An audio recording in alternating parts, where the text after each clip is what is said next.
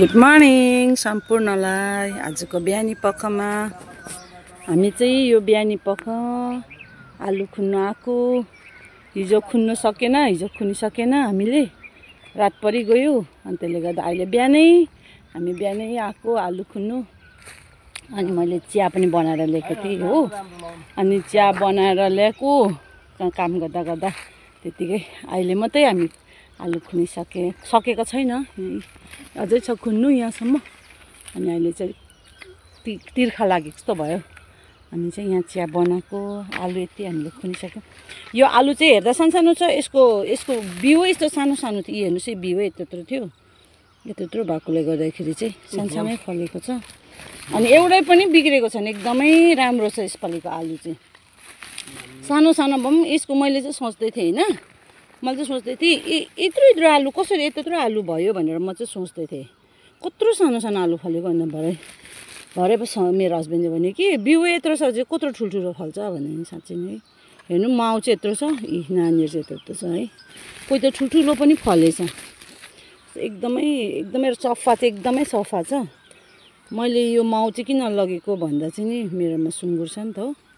सुँगुरलाई पकाइदिनुको लागि एकदमै राम्रो छ। हेर्नुहोस् है, एकदमै ताजा छ नि त। ताजा भएकोले गर्दा चाहिँ गाईलाई सुँगुरलाई पकाइदिनु हुन्छ होला सम्झेर मैले लगेको। तपाईँले भन्नुहोस् है, पकाउनु हुन्छ हुँदैन हो, मलाई चाहिँ आइडिया भएन। त्यसले गर्दा चाहिँ मैले यो पकाएर दिँदा हुन्छ सम्झेँ नि। एकदमै राम्रो छ, फ्रेसै छ, फल दिएर भए पनि।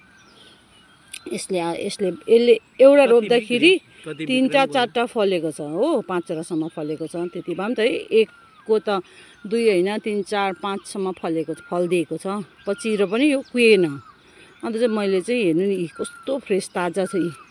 अन्त मैले सुँगुरलाई पकाएर दिँदा हुन्छ होला सम्झेँ नि त हो।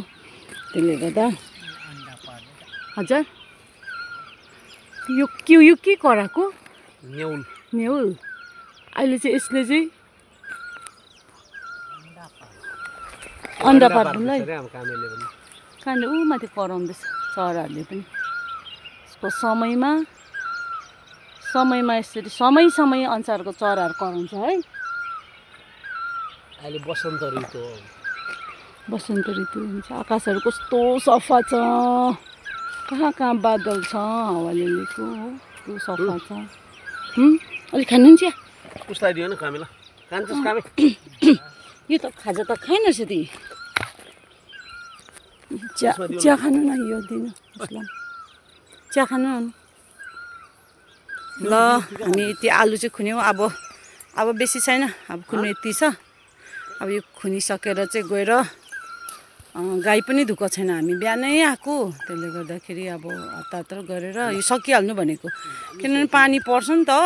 त्यसले गर्दा नि त भरै आएर गर्नुपर्ने हो।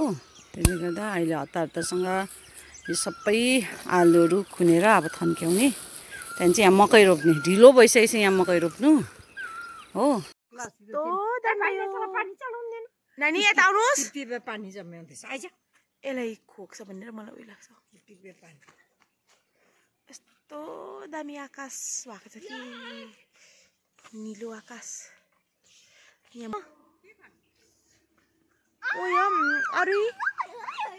अरू चिजबिज हजार उहाँ मैले गरेँ नि। ल ल आजको मेरो छोटो भिडियोलाई तपाईँहरूले इन्जोय गरिदिनुहोस् हेरेर। Thank you, by by.